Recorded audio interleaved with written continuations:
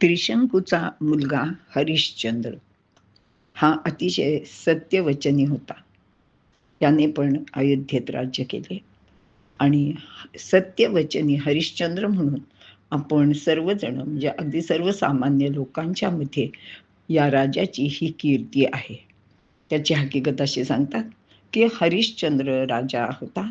त्याची पत्नी तारामती होती आणि तो अत्यंत सत्यवचनी होता. असं सांगतात की एकदा त्याच्या स्वप्नात विश्वामित्र आले आणि त्यांनी त्याचे राज्य दान म्हणून मागितले आणि स्वप्नात त्यांनी त्याला दान म्हणून सर्व राज्यही देऊन टाकले. दुसऱ्या दिवशी विश्वामित्र त्याच्या राजदरबारात येऊन उभे राहिले आणि त्याची कसोटी पाहण्यासाठी त्यांनी, काल तू रात्री स्वप्नात मला जे राज्य दिलं होतंस ते दान म्हणून दे असे सांगितले. आता हरिश्चंद्रांनी पण ती गोष्ट लगेच मान्य केली आणि त्यांनी आपले सर्व राज्य विश्वामित्रांना देऊन टाकले. पण विश्वामित्र म्हणाले की ठीक आहे, तू दान दिलंस, पण दान दिल्यानंतर त्याच्यावर दक्षिणा द्यावी लागते. ती दक्षिणा तू मला दिलेली नाहीयेस आणि आता हे राज्य तर तू मला दान दिले आहेस, तेव्हा या राज्यातली एक, आपण ज्याला कवडी किंवा कपर्दिक म्हणतो, ती सुद्धा तू यासाठी वापरायला नाही पाहिजे. तर तू स्वतः कष्ट करून ती जी काही दानाची रक्कम आहे ती तू मिळव आणि ते तू दान मला म्हणून दे. आता ही कसोटी पूर्ण करण्यासाठी या विश्वामित्रांनी या राजाचा खूप खूप म्हणजे खूप छळ केला आणि आता विश्वामित्राला राज्य तर दिले आहे. आपले वचन सत्य करण्यासाठी सहकुटुंब मग तो वनवासात गेला. तिथे त्यांनी खूप यातना भोगल्या. आता वनवासात गेल्यावर तर काही त्याला म्हणजे कोणतेही पैसे मिळणार नव्हते, रक्कम मिळणार नव्हती.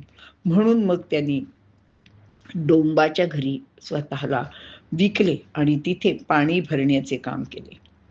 त्याचबरोबर त्यांनी स्मशान रक्षकाचे अगदी नीच काम सुद्धा केले. आपल्या बायकोचे आणि मुलाचे खूप हाल त्याला डोळ्यासमोर पाहायला लागले.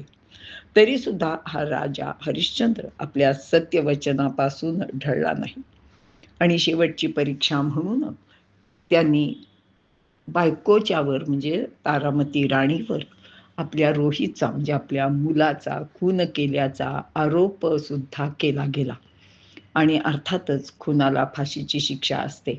त्याप्रमाणे ह्या तारामती राणीवर आता तिला फाशीची शिक्षा झालेली आहे आणि ती फाशी देण्याचे काम या हरिश्चंद्राला करावे लागत आहे. आपला मेलेला मृत पुत्र घेऊन तारामती स्मशानात येऊन बसते. स्मशानात जिथे फाशी दिलं जातं तिथे ती आपली मान सुद्धा ठेवते आणि आता राजा हरिश्चंद्र तिच्यावर घाव घालणार एवढ्यात विश्वामित्र आणि प्रत्यक्ष ब्रह्मदेव सुद्धा तिथे येतात. त्याचबरोबर ब्रह्मा विष्णू महेश हेही तिथे येतात आणि राजाला त्या कृत्यापासून परावृत्त करतात आणि विश्वामित्र म्हणतात की राजा, तू खरंच धन्य आहेस. तुझ्या इतका सत्यवचनी ह्या त्रिभुवनात परत होणार नाही. तू खरंच धन्य आहेस. तू सत्याची कास अजिबात सोडली नाहीस. आता मी तुझे सर्व राज्य आणि तुझी पत्नी आणि मुलगा सुद्धा तुम्हाला परत देत आहोत. आणि त्या तिघांनी मिळून रोहितला जिवंत केले आणि मग तारामती राणीसह हरिश्चंद्र पुन्हा आपल्या राज्यात परत आले. अशी ही हरिश्चंद्राची एक कथा आपण लहानपणापासून ऐकत आलेली आहोत. मात्र या हरिश्चंद्र राजाची अजून एक कथा भागवतात सांगितलेली आहे, ती मी तुम्हाला सांगते. त्रिशंकूचा पुत्र हरिश्चंद्र, या हरिश्चंद्राला संतान नव्हते. म्हणून नारदांच्या सांगण्यानुसार हरिश्चंद्र राजा वरुणाला शरण गेला आणि त्यांनी एक नवसही केला आणि तो म्हणाला की जो पुत्र होईल मला तोच मी तुला बळी देईन आणि तुझी पूजा करीन. मात्र प्रत्यक्ष पुत्र जन्मानंतर मुलाला वरुणाकडे सोपवण्याचे काम तो करू शकत नव्हता. मग तो त्या वरुणाला वेगवेगळ्या सबबी सतत सांगू लागला. यज्ञीय पशुचे यज्ञात ज्याचा बळी द्यायचा असतो त्याचे वय 40 दिवस कमीत कमी हवे. हे कारण त्यांनी प्रथम वरुणाला दिले. मग तो त्याला म्हणाला, की "अरे, ते किती लहान आहे. त्याला अजून दात आले नाहीयेत. त्याला अजून काही नीट खाता-पिता येत नाहीये. तर आता असं करूया आपण, की ह्याचे जे पहिले दात आहेत ते पडून देत.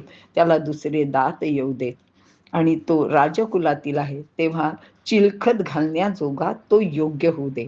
अशा प्रकारची वेगवेगळी कारणं देऊन तो राजा त्या वरुणाला आपल्या मुलाचा बळी देण्यासाठी टाळाटाळ करीत राहिला.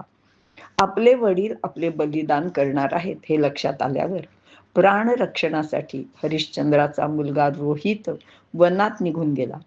काही दिवसांनंतर रोहितला समजले, की आपला शब्द पुरा न केल्यामुळे वरुण देवतेने पित्यास ग्रासले आहे.